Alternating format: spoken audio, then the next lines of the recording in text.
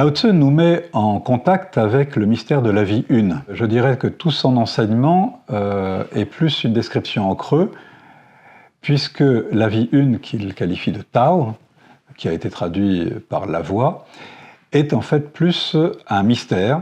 Ce que j'ai voulu montrer dans cette notion du Tao est cette dimension du virtuel qui comporte la potentialité d'émergence de tout, et comment l'être humain, à travers une posture particulière, peut s'imprégner de cela dans sa vie de tous les jours.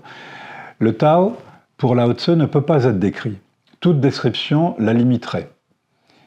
Et c'est pour ça qu'on ne peut percevoir le Tao qu'à la pointe de notre intuition la plus subtile.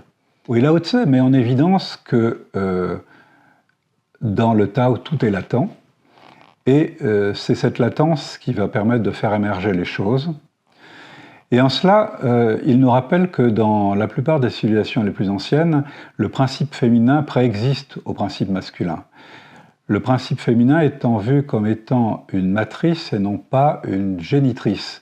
C'est-à-dire c'est un principe qui comporte un vide qui porte potentiellement quelque chose qui va être activé par le principe masculin. C'est avec cette vision du Tao que Lao Tzu explique que nous pouvons nous reconnecter au Tao si nous arrivons à vivre le vide.